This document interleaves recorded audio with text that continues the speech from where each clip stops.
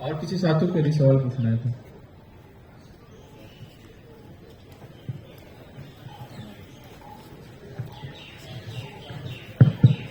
ये आपने बिल्कुल सही बात कही। अगर हम देखें कि मनी पावर की बात जो सिद्धार्थ भी कह रहे थे, how does that play out? पहले तो प्रचार में कितना पैसा लगाया जा सकता है, दूसरा फिर हम जानते हैं कि वोटें खरीदे जाती हैं।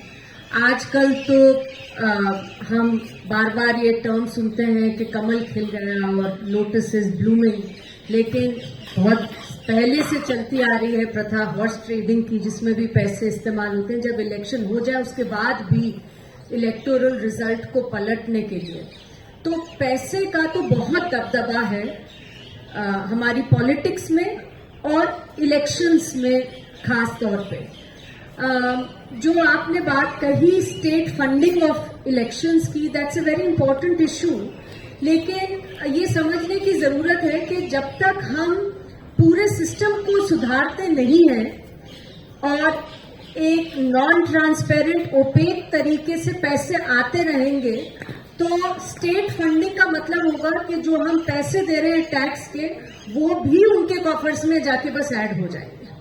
तो अगर वास्तव में लेवल प्लेइंग फील्ड चाहिए है तो उसके लिए बहुत सारी चीजों को पहले सही करने की जरूरत है before we move towards state funding. State funding is very important, it's a very important solution, but without putting in place the needed reforms, केवल स्टेट फंडिंग लाने से जो आप और हम चाहते हैं कि कोई भी चुनाव में खड़े हो सके, एक लेवल प्लेइंग फील्ड रहे, केवल जो बड़ी पार्टियां हैं उन्हें ही एडवांटेज ना मिलता रहे, वो नहीं जाएगा। और जो चुनाव ये इलेक्टोरल बॉन्ड्स थे, इसको अगर हम, I just want to add one thing here कि ये कहा जा रहा है कि इलेक्टोरल बॉन्ड्स का जो ये जजमेंट आया है, बहुत अच्छा जजमेंट है, इससे इलेक्टोरल बॉन्ड्स बिकने बंद हो जाएंगे, अब कोर्ट ने कह दिया है, और कुछ पारदर्शिता भी आएगी, रेट्रोस्पेक्टिवली भी कुछ पारदर्शिता आएगी। लेकिन ऐसी सरकार जो कहती है कि देश में भ्रष्टाचार है ही नहीं, अब तो भ्रष्टाचार खत्म हो गया, मुझे नहीं लगता कि इससे बड़ी इंडाइटमेंट हो सकती है। क्योंकि कोर्ट क्या कह रहा है? कोर्ट कह रहा है कि आपने पिछले 7 साल से एक ऐसा सिस्टम चला रखा है जिसमें आप क्विड प्रो क्यो कर रहे हैं। क्विड प्रो क्यो क्या है? क्विड प्रो क्यो, जैसे मैंने कहा, किकबैक्स हैं, करप्शन का साधन है। This is a corruption of the highest order. आप पर्दे के पीछे पैसा ले रहे हैं और सत्ता चला रहे हैं, सत्ता में है, सरकार चला रहे हैं। This is a huge statement on the current dispensation. तो मुझे लगता है कि इसकी, इस तरीके की अगर कोई भी हम लोग बात को सोचें, इसका एनालिसिस करें, तो इसमें जो आगे जाते हुए चीजें हैं, there has to be demand for accountability. और कानून, अभी जो जजमेंट आई है उसमें कोर्ट ने कहा है कि रेट्रोस्पेक्टिवली, जो कि हम में से मेरे ख्याल से कोई भी एक्सपेक्ट नहीं कर रहे थे कि कोर्ट यहां तक भी जाएंगे, कहेंगे कि 2019 हमारे इंटरिम ऑर्डर से आप बताना शुरू करिए किसने कितने बॉन्ड खरीदे और किस पार्टी को कितने डिनोमिनेशन के बॉन्ड मिले। तो रेट्रोस्पेक्टिवली बात भी करी है कोर्ट ने, पर अभी भी, even when that information comes, it's not very likely that we will be able to find out who gave how much money to through electoral bonds to which party. So I think that as citizens हमें अपनी बात रखते रहना पड़ेगा और हमें कहना पड़ेगा कि पारदर्शिता नहीं है तो लोकतंत्र नहीं है। और हमारी जो पार्टियां हैं वो, in fact I would go so far as to say कि सभी पार्टियों को ये पुश करने की जरूरत है कि आप सूचना के अधिकार के दायरे में आइए, अपने आप को सबमिट करिए। End of course the ruling party, जिसने बार बार ये कह के पावर में आए हैं, अब तीसरी बार चुनाव होने वाले हैं कि हम भ्रष्टाचार मुक्त भारत करेंगे, हम पारदर्शिता लाएंगे, जवाबदेही लाएंगे, वो सब एकदम it's a myth unless there is greater transparency in how the party is functioning.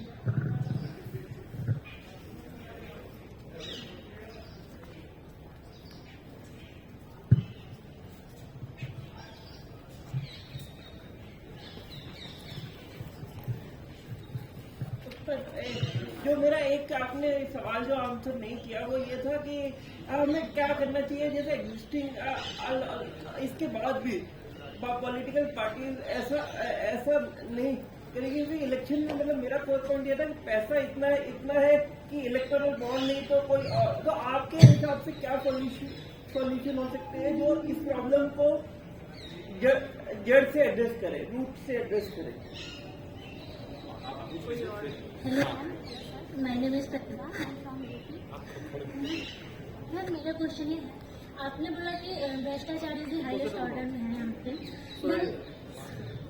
भ्रष्टाचार हाईएस्ट ऑर्डर पे है, तो मैम क्या ये भ्रष्टाचार खत्म हो सकता है? जैसे मैम अकॉर्डिंग टू यू अभी ये भ्रष्टाचार हाईएस्ट ऑर्डर पे है, और क्या अगर गवर्नमेंट जो है और इलेक्शन जो आने वाले हैं, अगर ये इलेक्शन गवर्नमेंट चेंज होती है हमारी, तो क्या ये भ्रष्टाचार खत्म हो सकते हैं कभी?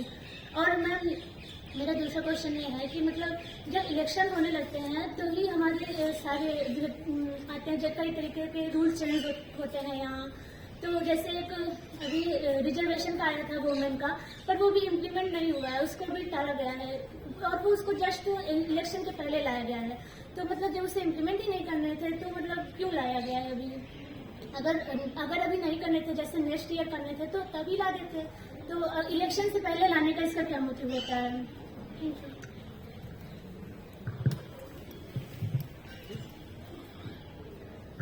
देखिए, इलेक्शन से पहले आने का मतलब लोगों को बेवकूफ बनाना है, सीधी सी बात है।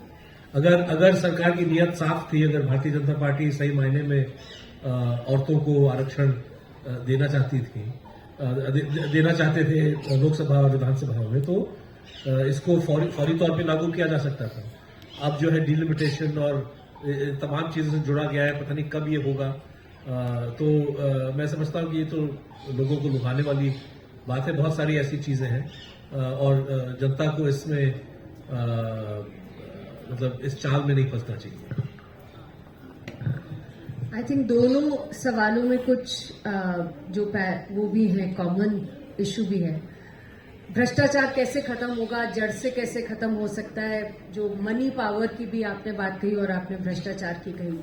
देखिए, unfortunately there are no easy answers, और हम जब कहते हैं कि eternal vigilance is the price of democracy, तो भ्रष्टाचार को भी अगर हटाना है तो हम ये नहीं सोच सकते कि कुछ एक चीज हो जाए, एक मैजिक वॉन्ड हो और उसके बाद भ्रष्टाचार नहीं होगा, जड़ से उखड़ जाएगा और भ्रष्टाचार नहीं होगा।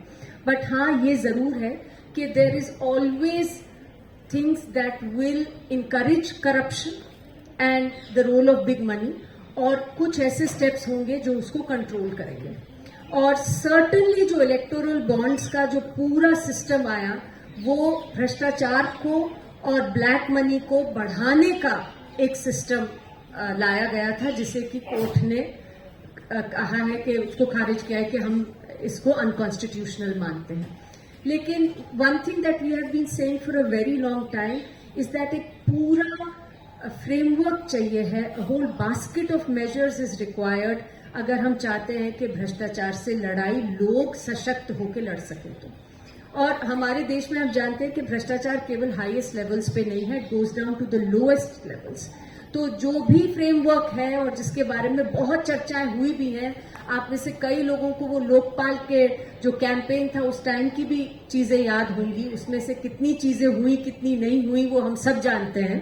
लेकिन भ्रष्टाचार को रोकना है बड़े स्तर पे, तो उसके लिए प्रॉपर इंस्टीट्यूशनल फ्रेमवर्क चाहिए। आपकी जो इन्वेस्टिगेटिव बॉडीज हैं वो इंडिपेंडेंट और एम्पावर्ड होनी चाहिए, ना कि जैसे हम आज देख रहे हैं कि एक तरह से जो चार्ज लग रहा है कि वॉशिंग मशीन बन गई है, तो किसी के ऊपर केसेस आते हैं, लेकिन वो जाकर अगर रूलिंग पार्टी को ज्वाइन कर लें तो सारे केसेस इन्वेस्टिगेटिव एजेंसीज ड्रॉप कर देती हैं उनके।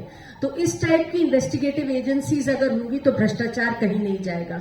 Lokpal complete non starter, ED CBI हम देख रहे हैं कि उनको इस्तेमाल किया जा रहा है पॉलिटिकल ऑपोजिशन और अपोजिंग डिसेंटिंग वॉइसेस को रोकने के लिए मीडिया को और सोशल मूवमेंट्स में।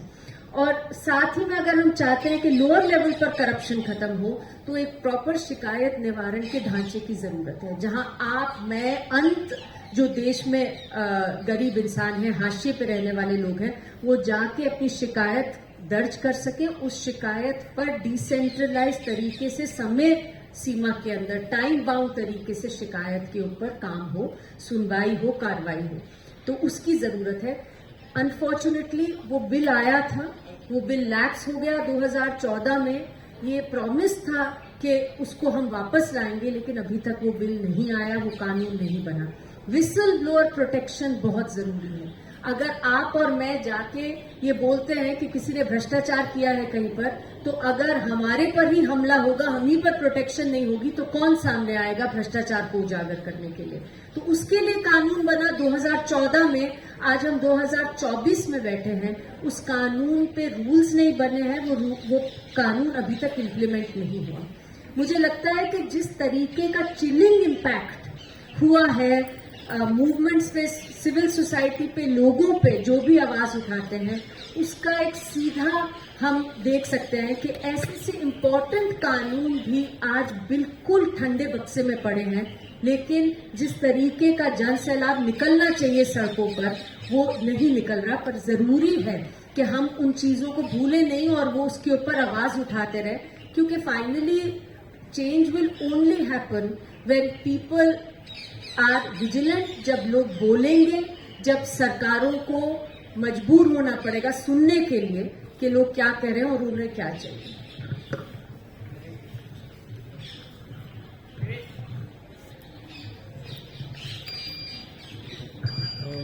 As the government introduced the electoral bond scheme, the government not only removed the cap of 7% generated by the revenue by a particular corporate, but it also allowed a loss-making company to make donations to the political parties. We have several examples like from Paytm to everyone कि कैसे एक loss making company को ये एक favour दिया जाता है, एक पॉलिटिकल फेवर दिया जाता है कि क्या वो मतलब कैसे उसको पॉलिटिकल सपोर्ट मिल रहा है। अगर हम इस चीज को भी छोड़ दें, जैसे 2016 में जब पेटीएम आया था, डिमोनेटाइजेशन के टाइम पे वो आया नहीं था, बट वहां पे से वो पॉपुलर होना शुरू हुआ था। अगर हम उस टाइम पे ये भी देखें कि इलेक्ट्रल बॉन्ड नहीं था, लेकिन वहां पे उसको पॉलिटिकल सपोर्ट कितना ज्यादा था। और आज अगर हम इस चीज की बात करें कि इलेक्ट्रल बॉन्ड कैसे डेमोक्रेसी को इफेक्ट कर रहा है, मतलब डायरेक्ट इलेक्शन में पार्ट लेके पैसे के माध्यम से, अगर हम इस चीज को भी छोड़े कि तो अगर हम डायरेक्ट लोगों पे है कि वो लोगों को कैसे इम्पैक्ट कर रहा है इस कंट्री के अंदर में, तो हम देखते हैं कि कुछ साल पहले पेटीएम आईपीओ लेके आता है, जहां पे वो आईपीओ 2000 पे आता है। आज उसके फ्लॉज के कारण से आज लोगों के पैसे 2000 से 345 पे आ चुके हैं। तो जब हम पॉलिटिकल सपोर्ट है किसी एक पार्टिकुलर कॉर्पोरेट को इतना ज्यादा, तो वो बस इलेक्शन में इम्पैक्ट नहीं कर पा रहा, वो बल्कि एक नॉर्मल लाइफ में हर एक तरह से एक कंट्री को खोखला बनाता जा रहा है, कंट्री के हर एक सोसाइटी मतलब हर एक स्ट्रक्चर्स को खत्म करते जा रहा है वो। तो दूसरी चीज ये कि अगर पेटीएम के अलावा हम देखें, दूसरी चीज की अगर as an RTI activist can you put forward some names of loss making companies may be involve in this electoral bond scam और scheme, whatever you can take the name. So I would like to get some names of these particular companies। और दूसरी चीज ये, जैसे आपने कहा कि supreme court का एक डायरेक्शन है कि वो 13 मार्च तक आई थिंक कि ईसीआई अपने वेबसाइट पे इसको अपलोड करे जितने भी डोनेशंस मिले हैं एसबीआई को इलेक्ट्रल बॉन्ड्स के थ्रू।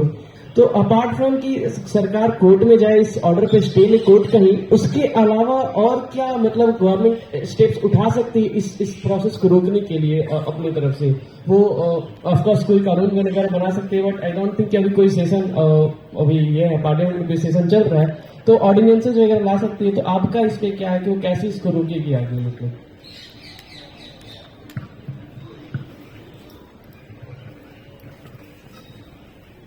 देखिए, नाम जहां तक है, why should be hazard a guess. अब तो मिड मार्च तक वैसे ही नाम सामने आ जाएंगे कि किन्होंने इलेक्टोरल बॉन्ड्स खरीदे, स्पेशली इंडिविजुअल्स से। मतलब अगर हम देखें कि इलेक्टोरल बॉन्ड्स की डिनोमिनेशंस थी, छोटी डिनोमिनेशन कुछ हजार डिनोमिनेशन से लेके 1 करोड़ रुपए तक का मैक्सिमम बॉन्ड था। तो 95% से ज्यादा बॉन्ड जो है वो 1 करोड़ की डिनोमिनेशन के हुए। तो we can imagine that it's big money और कॉर्पोरेट्स ने ही दिया होगा, तो वो हमें सामने ही आ जाएगा. We don't have to even hazard a guess. लेकिन आपने जो कहा कि लॉस मेकिंग कंपनीज होती हैं, आप ये देखिए कि छोटे छोटे फार्मर हैं हमारे देश में, लोग हैं जो कि आत्महत्या करने के लिए मजबूर हो जाते हैं क्योंकि वो लोन नहीं दे पाते. लेकिन इतनी बड़ी कंपनियां हैं जिनको लोन राइट ऑफ्स हो रहे हैं, जिनको कि पब्लिक सेक्टर बैंक से पैसे दिए जाते हैं और फिर वो लोन राइट ऑफ हो जाते हैं. आज बड़ा सवाल ये हो गया है कि क्यों हो रहा है ये सब कुछ. और एक चीज जो कोर्ट के ही जजमेंट को पढ़ के समझ में आ सकती है, वो ये भी हो सकती है कि भाई कोई भी लॉस मेकिंग एंटरप्राइज भी हो, वो अगर चाहे कि उनके फेवर में कुछ हो, चाहे वो पब्लिक मनी उनको दिया जाए किसी तरीके से या उन्हें सपोर्ट किया जाए पॉलिसी के जरिए से, what they can easily do is कि जो पैसे हैं उनके पास, क्योंकि लॉस मेकिंग कंपनी भी दे सकती है पैसे दे सकती थी पैसे थ्रू इलेक्टोरल बॉन्ड्स, तो उनके वो बस इलेक्टोरल बॉन्ड्स दे दे और अपने फायदे में, अपने हित के लिए ये तमाम चीजें करा सकते हैं. सो what the Supreme Court has finally said is something that we have been warning about for the past 6-7 years, कि ये जो इलेक्टोरल बॉन्ड स्कीम है ये बहुत ही घातक है हमारे देश के लिए, हमारे लोकतंत्र के लिए, जनहित के लिए. पब्लिक इंटरेस्ट में है ही नहीं ये बिल्कुल भी स्कीम.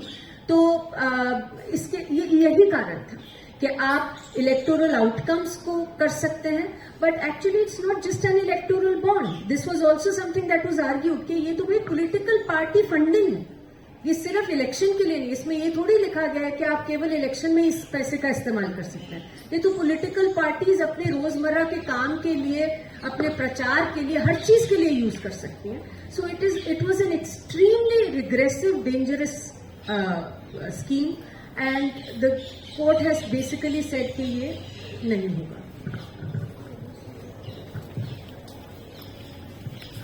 सभी साथियों को आने के लिए बहुत बहुत धन्यवाद. बहुत सारे लोग चले गए और इसी के साथ हम लोग इस पब्लिक मीटिंग को खत्म करते हैं. स्पीकर्स का बहुत बहुत धन्यवाद कि आपने बिजी शेड्यूल में अपने समय निकाला इस टॉक के लिए. तो शुक्रिया. इनकलाब जिंदाबाद.